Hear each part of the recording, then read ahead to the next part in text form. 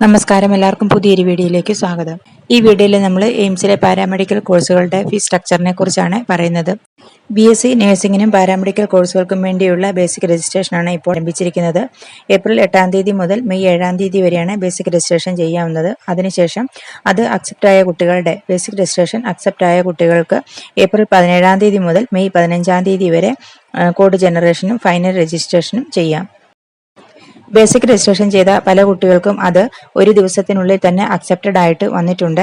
അങ്ങനെ വന്നിട്ടുള്ള എല്ലാ കുട്ടികൾക്കും അക്സെപ്റ്റഡ് ആയിട്ട് വന്നിട്ടുള്ള എല്ലാവർക്കും ഏപ്രിൽ 17 തീയതി മുതൽ മാത്രമേ ബേസിക് RVC കോഡ് ജനറേഷനും ഫൈനൽ രജിസ്ട്രേഷനും ചെയ്യുവാനായിട്ട് സാധിക്കുകയുള്ളൂ.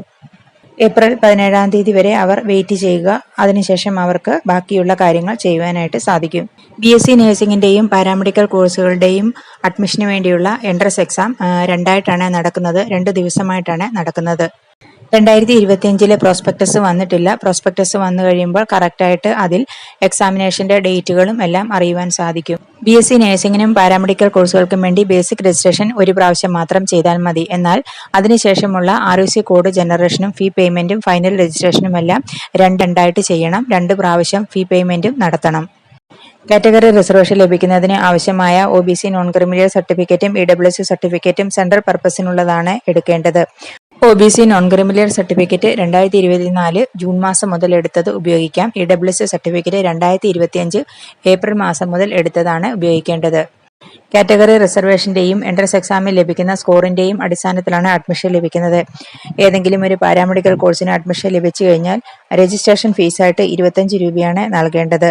ട്യൂഷൻ ഫീസായിട്ട് 4 വർഷത്തേക്ക് 300 രൂപ നൽകണം.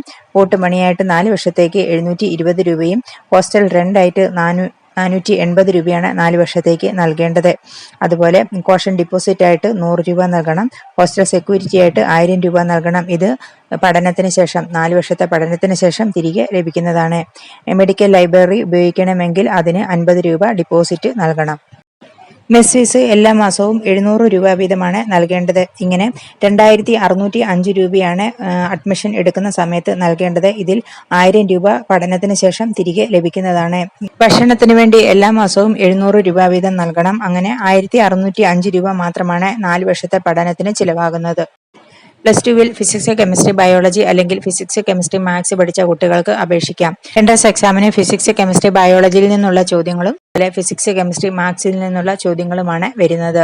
90 മിനിറ്റാണ് എക്സാമിനേഷന്റെ സമയം. 90 ചോദ്യങ്ങളാണ്. മൾട്ടിപ്പിൾ ചോയ്സ് ക്വസ്റ്റ്യൻസ് ആണ് വരുന്നത്. കമ്പ്യൂട്ടർ ബേസ്ഡ് ടെസ്റ്റ് ആണ്. ഒരു ചോദ്യത്തിന് 1 മാർക്കാണ്. 1/3 നെഗറ്റീവ് മാർക്കിംഗ് ഉണ്ട്. തെറ്റായ ഉത്തരത്തിന് 1/3 മാർക്ക് കുറയ്ക്കും. പാരാമെഡിക്കൽ കോഴ്സുകൾക്ക് ആൺകുട്ടികൾക്കും പെൺകുട്ടികൾക്കും അപേക്ഷിക്കാം. BSc നഴ്സിംഗിന് പെൺകുട്ടികൾക്ക് മാത്രമേ അപേക്ഷിക്കാൻ സാധിക്കൂ. ജനറൽ നഴ്സിംഗ് പഠിച്ച ആൺകുട്ടികൾക്കും പെൺകുട്ടികൾക്കും പോസ്റ്റ് ബേസിക് BSc നഴ്സിംഗ് പഠിക്കുന്നതിന് അപേക്ഷിക്കാം.